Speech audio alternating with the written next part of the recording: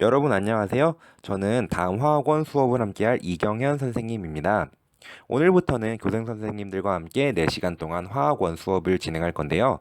선생님들께서 올려주시는 동영상을 미리 보고 와서 수업에 재미있게 참여하는 거꾸로 수업을 진행할 거예요. 그러니까 여러분 모두 꼭 수업 전에 동영상 강의를 시청하고 오기로 선생님과 약속하겠습니다. 먼저 지난 시간에 무엇을 배웠는지 알아볼까요?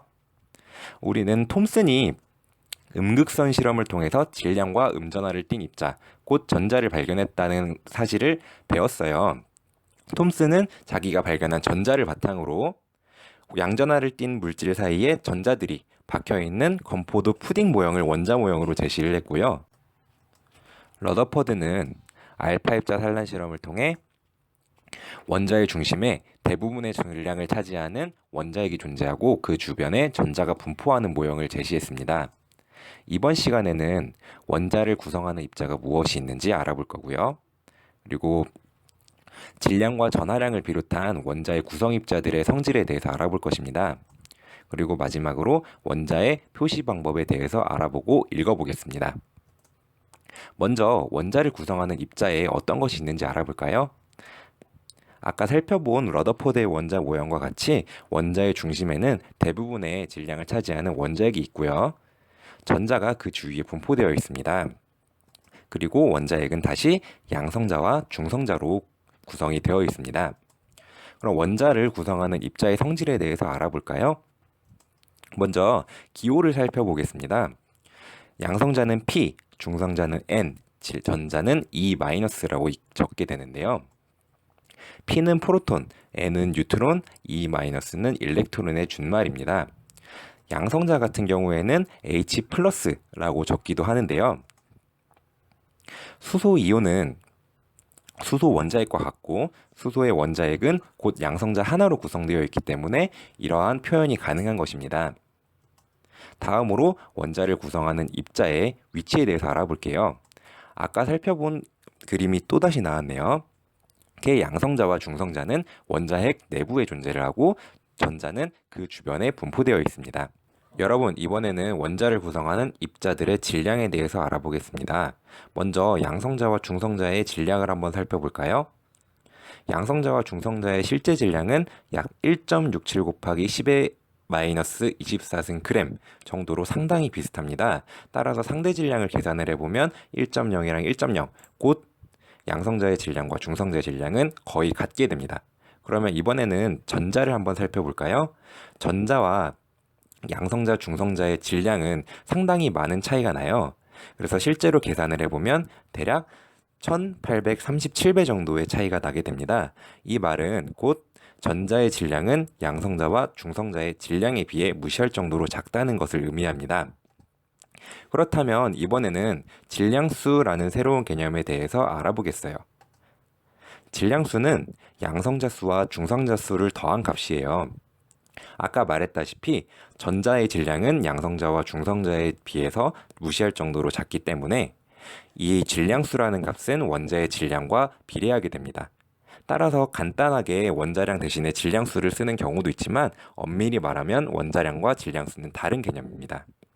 여러분, 이번에는 문제를 한번 풀어볼까요? 리튬이온의 질량수를 한번 계산을 해봅시다. 리튬이온에는 플러스 전하를 띤 양성자가 3개, 그리고 전하를 띠지 않는 중성자가 4개 있죠. 따라서 리튬이온의 질량수는 3 더하기 4, 곧 7이 되겠습니다. 이번에는 원자를 구성하는 입자들의 전하량에 대해서 배워볼게요. 먼저 중성자는 전하를 띠지 않기 때문에 전하량이 0입니다.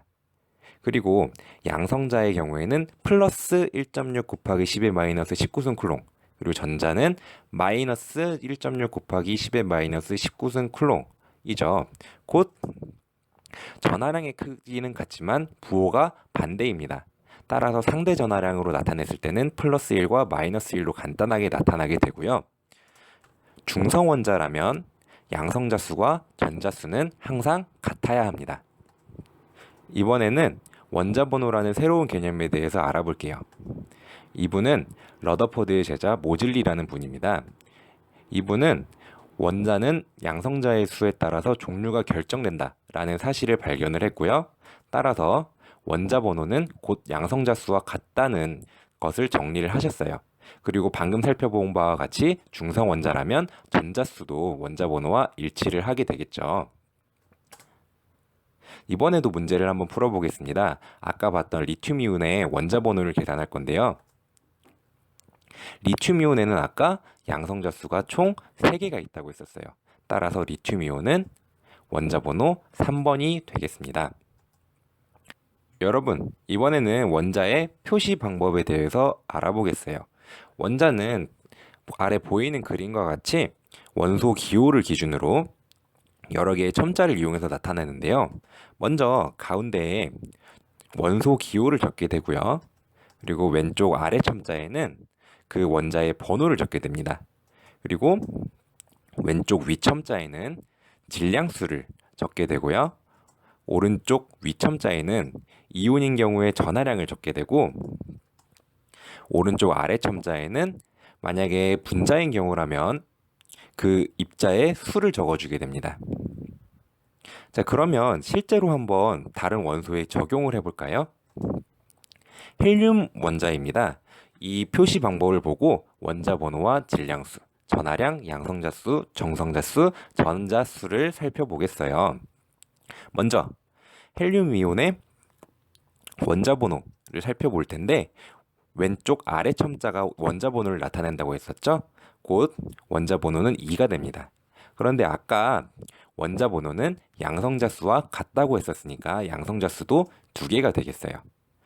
그리고 왼쪽 위첨자는 질량수를 의미한다고 했었죠?